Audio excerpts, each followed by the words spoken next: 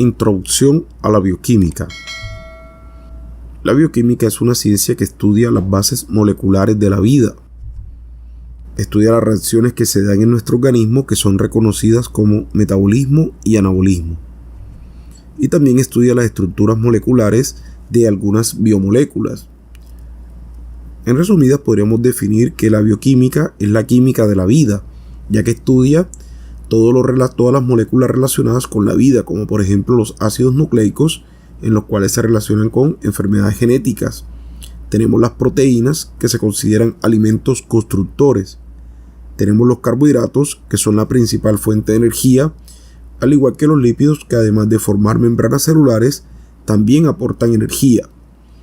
El anabolismo lo vamos a definir como reacciones constructoras, en el cual parten de moléculas sencillas para formar moléculas complejas. Aquí tenemos un ejemplo de una reacción anabólica. Tenemos la molécula de glucosa que consumimos en la dieta. Cuando ellas ingresan a nuestro organismo, son transformadas en una molécula más compleja que se llama glucógeno, que se almacena en músculo e hígado. Y las reacciones catabólicas serían lo contrario al anabolismo. Tenemos el glucógeno que va a pasar a glucosa. Todo esto es catalizado por diferentes enzimas. La bioquímica estudia las reacciones químicas que ocurren a nivel molecular, o sea, dentro de la célula. Y la célula es la unidad funcional y estructural de todos los seres vivos. La bioquímica se encarga de estudiar los constituyentes químicos de las células vivas.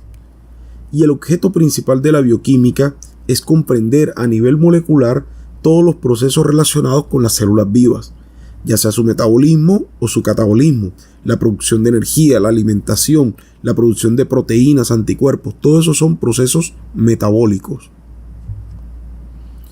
La OMS define la salud como el estado de bienestar físico, mental y social completo. La bioquímica también tiene su propia definición a lo que es la salud, y se define de la siguiente manera: es una situación en la cual muchas y miles de reacciones intracelulares y extracelulares que ocurren en el cuerpo están procediendo a índices acorde con la supervivencia máxima del individuo. Todo esto teniendo en cuenta los macronutrientes y biomoléculas, como vitaminas y minerales, aminoácidos, glúcidos y ácidos grasos. Casi todas las enfermedades tienen una base bioquímica. Aquí podemos ver la conexión entre la bioquímica y la medicina. Por ejemplo, los ácidos nucleicos se relacionan con la bioquímica, ya que ella los estudia, y esto se relaciona con las enfermedades genéticas, enfermedades que son hereditarias. Las proteínas se relacionan con una cantidad de enfermedades, trastornos nutricionales, y aquí traigo como ejemplo la drepanocitosis o anemia de células falciformes, en la cual los glóbulos rojos en un estado de hipoxia toman forma de media luna. Esto se debe a un problema en la formación de la cadena de hemoglobina. Tenemos los lípidos que se relacionan con la aterosclerosis, que es la acumulación de lípidos en lugares donde no deberían estar, como por ejemplo aquí en las paredes arteriales. Y por último tenemos los carbohidratos que se relacionan con la diabetes, que es una patología que se caracteriza por un aumento de la glucosa en sangre. Los seres humanos, para poder conservar su vida, necesitan diariamente el consumo de ciertas biomoléculas, como por ejemplo la deficiencia de algunas de estas biomoléculas, como la vitamina C, trae como consecuencia una patología que se denomina escorbuto, y la deficiencia de vitamina D trae como consecuencia el raquitismo. Aquí tenemos el escorbuto, donde hay inflamación de las encías, hay úlceras en las mucosas, y el raquitismo, que es la deficiencia de vitamina D, va a traer malformaciones en los huesos, ya que la vitamina D es necesaria para la captación de calcio, entre otras. En África el consumo de vegetales es muy alto. Estos son deficientes en uno o más aminoácidos esenciales, lo que causa una patología que se denomina kwashiorkor. Es un tipo de desnutrición en el cual los pacientes no consumen las proteínas adecuadas.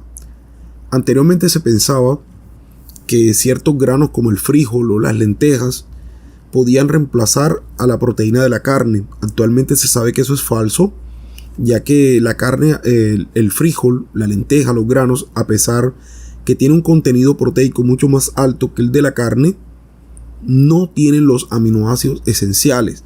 Siempre son deficientes en uno o más aminoácidos esenciales, lo que va a ocasionar que no se puedan formar todas las proteínas humanas en los requerimientos fisiológicos diarios.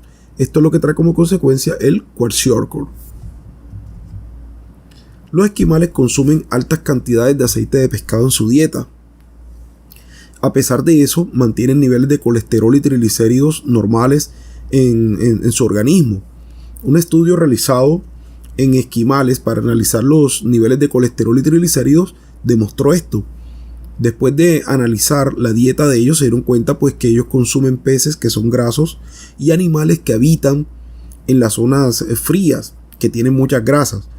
Pero después de analizar las grasas de los animales, de la dieta que ellos consumen, se dieron cuenta que tienen grasas, en sus grasas tienen ácidos grasos esenciales, que posteriormente se llamaron omegas, omega 3, 6 y 9.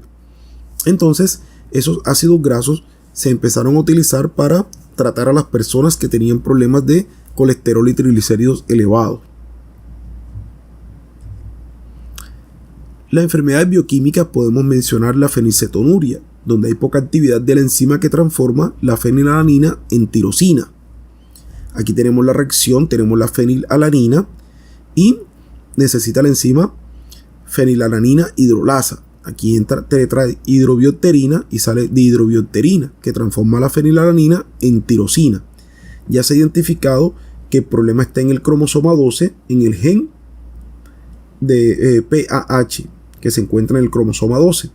Necesitan los dos cromosomas, tanto de la mamá y del papá, para que se pueda manifestar la patología. La fibrosis quística está una enfermedad genética de las glándulas exocrinas y sudoríparas. Se caracteriza porque se producen secreciones anormales y viscosas que obstruyen los conductos excretores del páncreas y bronquios, y encontramos concentración alta de cloruros en sudor.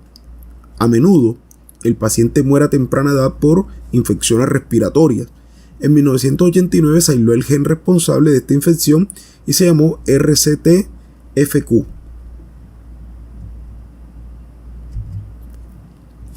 La historia de la bioquímica. La bioquímica se cree que inició cuando el hombre primitivo, 8000 años antes de Cristo, empezó a elaborar el pan y a fermentar alcohol y producir queso.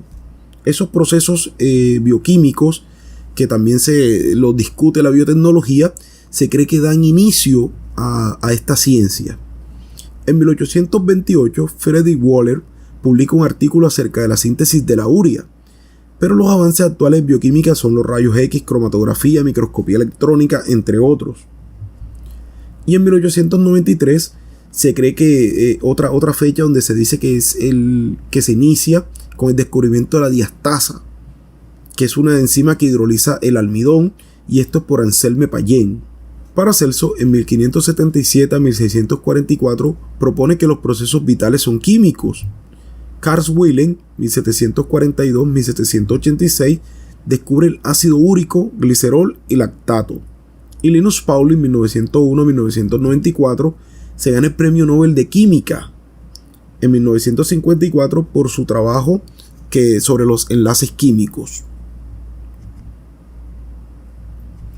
La bioquímica se relaciona con la biología molecular por el estudio de la célula y las reacciones intracelulares, con la genética por la estructura del ADN y las funciones de los genes, la inmunología por las reacciones antígeno-anticuerpo, y con la farmacología por el metabolismo y actividad de los fármacos.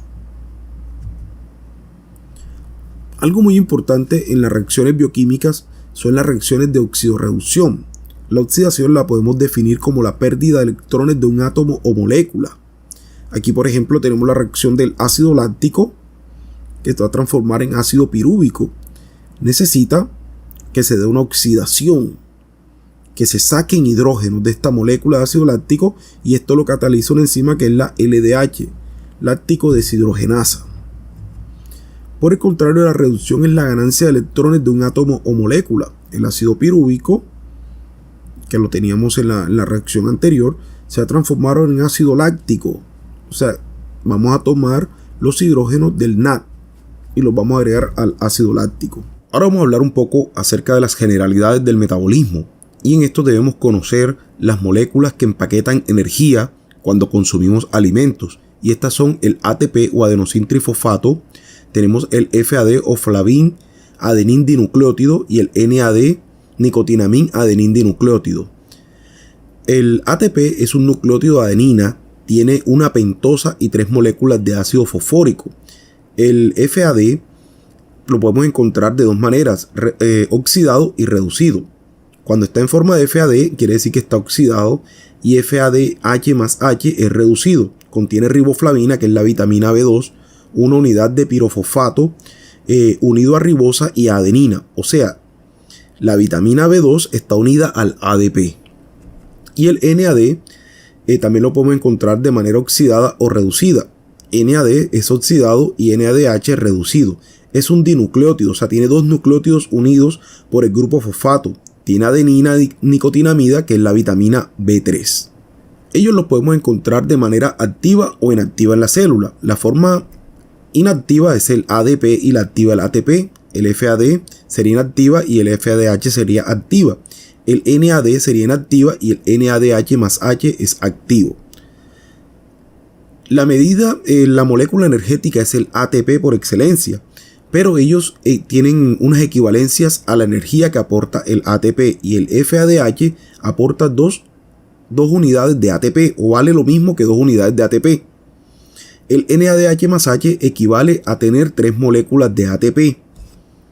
Cuando pasamos de inactivo a activo, eso se denomina reducción porque ganan electrones. Y por el contrario, cuando ya ellos cumplen su función, que es el poder reductor, entonces pierden electrones y se reducen y quedan inactivos. Este proceso es muy importante para comprender todas las vías metabólicas que se presentan en nuestro organismo.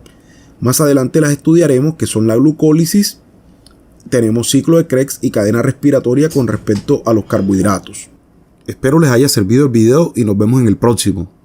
Muchas gracias.